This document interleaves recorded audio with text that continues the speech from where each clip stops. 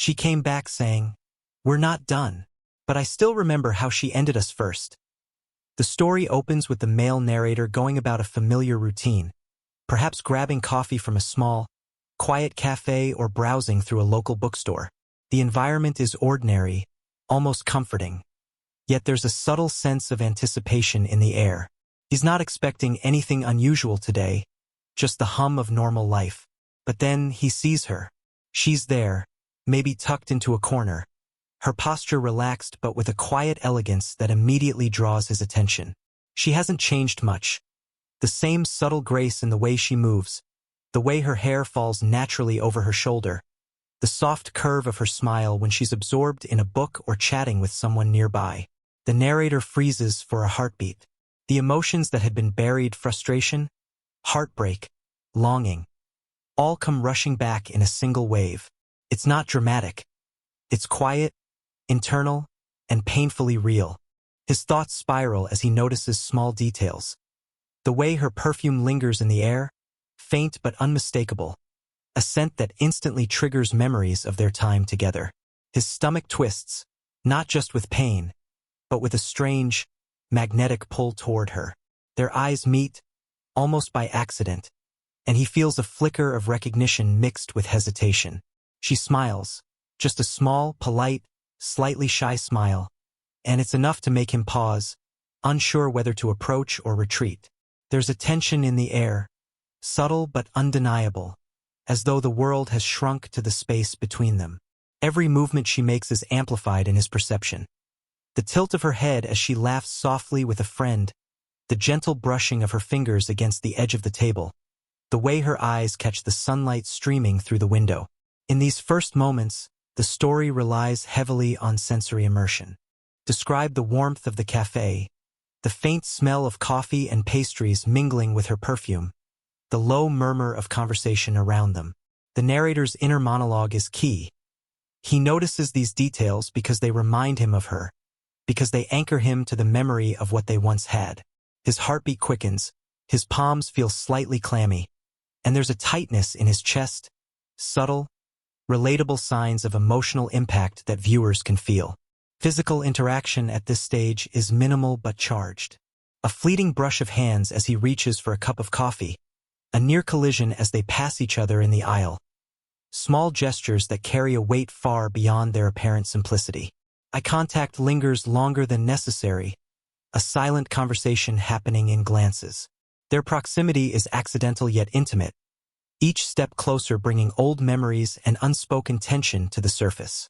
By the end of this part, the audience should feel the electric mix of nostalgia, pain, and quiet longing.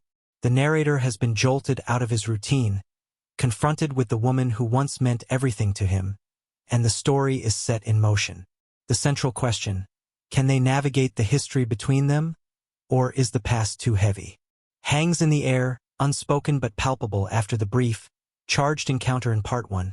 The male narrator finds himself near her again, this time in a setting that encourages conversation. Perhaps at the cafe counter, in a shared queue, or sitting at neighboring tables in a quiet corner. Neither of them speaks immediately. There's a pause, the kind that is both uncomfortable and full of unspoken history. The air feels heavier, each sound amplified. The clink of a coffee cup, the quiet shuffle of feet, the faint rustle of pages turning. Every small noise seems magnified because of the emotions brewing beneath the surface. When conversation finally begins, it's awkward at first. Words are careful, guarded. Polite inquiries about how life has been, what she's been doing, casual comments that barely scratch the surface. Yet beneath the surface, both are measuring each other, observing tiny changes in demeanor, tone, and expression. She laughs lightly at something he says, but it's brief, almost self-conscious. He notices it, and it triggers a wave of memory. Her laugh, once so familiar, now tinged with a distance he hadn't expected. Sensory details and internal reflection. Describe her gestures, her fingers lightly tapping the cup, her posture slightly angled away, yet her eyes occasionally meeting his. Focus on subtle sounds. The quiet inflection of her voice, soft sighs, the rustle of her hair as she tucks it behind her ear. The narrator's inner thoughts reveal a mix of longing, confusion, and unresolved hurt.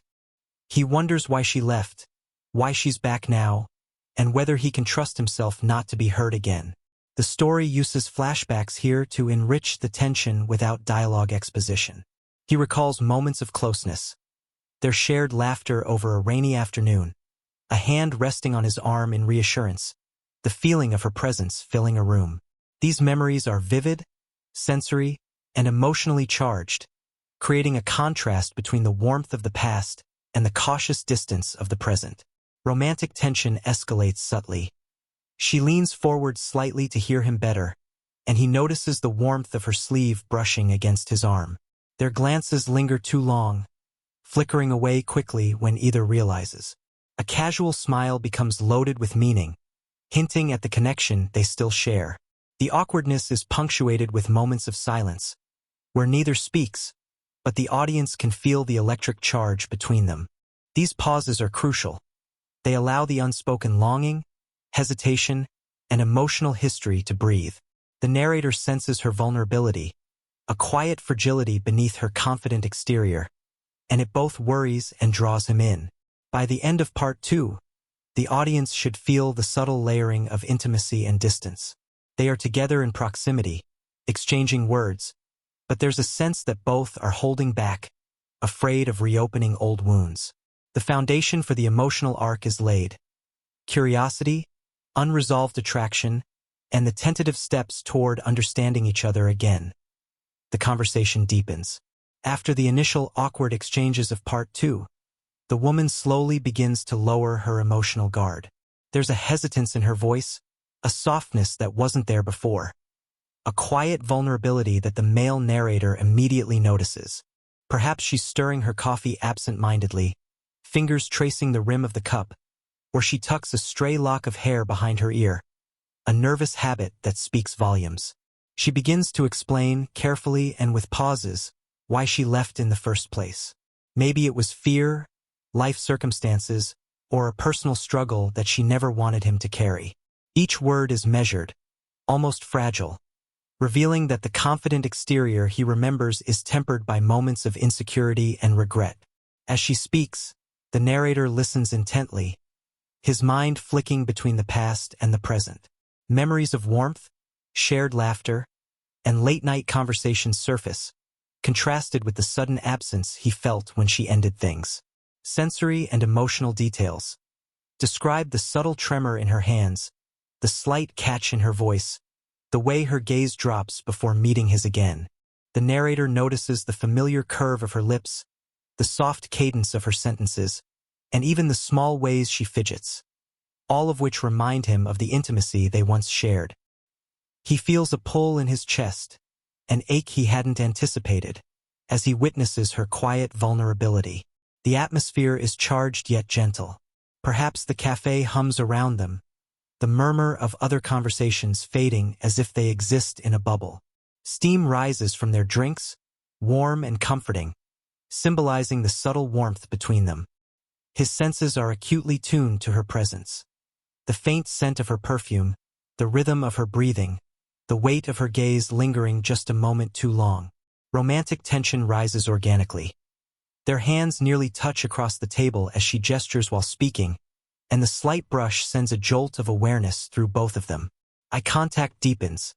Unspoken understanding hangs in the air. Each glance communicates regret, longing, and a flicker of unresolved desire. She smiles softly at something he says, a brief but meaningful connection, hinting that the emotional bond is far from gone. Internally, the narrator struggles with conflicting emotions. Anger at being left, hurt over past wounds, but also a magnetic pull toward her vulnerability and honesty. He recognizes that she hasn't completely shut him out emotionally, and that realization both confuses and comforts him. By the end of part 3, the audience should feel the tension between past hurt and present connection. She has opened a small window into her emotional truth, and he is seeing her in a new, yet familiar, light. The stage is set for deeper intimacy, where both characters must navigate the fine line between desire, trust, and fear.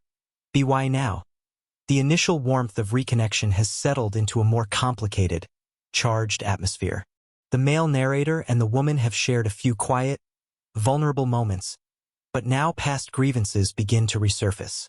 Perhaps a seemingly casual remark triggers a memory of a past argument or a lingering question about why she left.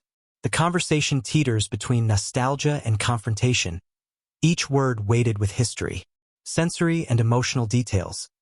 The cafe or room around them seems smaller, tighter, as though the tension compresses the space. Every movement is magnified. The clink of a coffee spoon, the soft brush of her hair, the faint rustle of paper as he shifts in his seat. Describe micro-expressions. The subtle tightening of his jaw, the flare of her nostrils, the flicker of hurt in her eyes.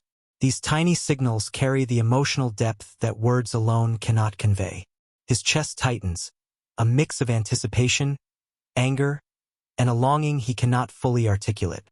As they speak, the emotional flashpoints are clear. He recalls the abruptness of her leaving, the pain of unanswered questions, and the nights spent replaying their last interactions. She senses his inner conflict, the guarded walls he's still erecting, and feels a pang of guilt that she can't hide. Each glance, each carefully chosen word, is both a bridge and a barrier between them. Romantic tension. Their hands almost touch repeatedly. A casual reach for a cup, a leaning forward during conversation. Each near contact charged with unspoken longing. Eye contact is intense, lingering. It communicates emotions neither has dared to voice. A pause stretches longer than comfortable, but neither looks away, allowing the tension to thrum like an undercurrent. Their physical closeness feels both familiar and new. The accidental brush of knees under the table, leaning slightly toward each other while speaking. Every movement becomes a language of desire and hesitation. The conversation fluctuates between confrontation and tenderness. A sharp remark might expose old anger, immediately softened by a glance or a small smile that reminds him why he ever loved her. Flashbacks intermingle seamlessly with the present. A shared rain-soaked walk, the warmth of her hand on his shoulder, the quiet nights spent in conversation. These memories intensify the current tension. He wants to pull her close, yet he fears reopening old wounds. Internally, he struggles with conflicting emotions. Anger, hurt, and lingering affection, all tangled with the magnetic pull of her vulnerability. She mirrors the struggle, showing strength and grace while occasionally revealing cracks in her composure. The audience can feel their emotional tug-of-war, each trying to protect themselves while secretly craving closeness. By the end of Part 4, the emotional stakes are high. The tension is palpable, setting the stage for moments of tentative connection and vulnerability to come. Viewers feel the unresolved conflict simmering beneath gestures, glances, and pauses. A perfectly balanced mix of frustration, desire, and anticipation. After the emotional flashpoints of the previous part, the male narrator and the woman find themselves moving past confrontation and into subtle, careful reconnection. There's a quiet shift in the atmosphere. Tension softens, and moments of laughter and shared understanding start to appear. Perhaps they remain in the cafe, but now the environment seems warmer, calmer. The afternoon sunlight spilling gently across the table, casting long, soft shadows. Their conversation turns to lighter subjects at first. Shared hobbies, books, music, or small stories from their separate lives since the breakup. Laughter emerges, tentative at first, like a fragile thread weaving them back together. The narrator notices her expressions, the way her eyes crinkle when she smiles, the slight upturn of her lips, and the natural ease that occasionally breaks through her carefully maintained poise. These glimpses of her authentic self make him both nostalgic and hopeful. Sensory and emotional details. Describe the tactile warmth. Their hands occasionally brushing when reaching for drinks, the subtle proximity as they lean in to hear one another over ambient noise. The sound of her laughter resonates with him, stirring memories of earlier, happier times. Even small gestures, like her tucking a strand of hair behind her ear or adjusting her sleeve, are magnified in his attention, reminding him of the nuances that once made their bond so compelling. As they share stories from their separate lives, their emotional walls begin to soften. Vulnerability appears naturally. She admits to challenges she's faced. He shares moments of personal growth and reflection. These disclosures are not dramatic confessions but quiet, honest glimpses into who they've become. The audience senses that trust is slowly rebuilding, one shared story at a time. Romantic tension. Touch remains minimal yet meaningful. A hand lightly brushing against his arm as she emphasizes a point, or the accidental closeness of their shoulders when reaching for the same object. Eye contact lingers. Unspoken words float between them. A single look communicates curiosity, relief, and the faint spark of lingering desire. Their laughter and shared smiles act as gentle bridges, reducing the emotional distance that grew during the separation. The narrator's internal reflection is key here. He recognizes the subtle pull toward her, the warmth of her presence, the familiarity of shared humor, and the magnetic quality of their emotional connection. Yet he remains cautious, aware of past hurt and wary of reopening old wounds. The audience feels this balance of hope and hesitation, making the slow-burn tension authentic and relatable. By the end of Part 5, the stage is set for deeper emotional intimacy. The tentative connection has restored a sense of comfort and belonging, laying the groundwork for the unspoken admissions and silent desire that will follow. Viewers feel a softening of tension, a gentle rekindling of warmth, and the promise that the relationship is moving forward. Slowly, delicately, and meaningfully to be why now. The tentative connection of the previous part has deepened into a quiet, charged intimacy. Words become secondary.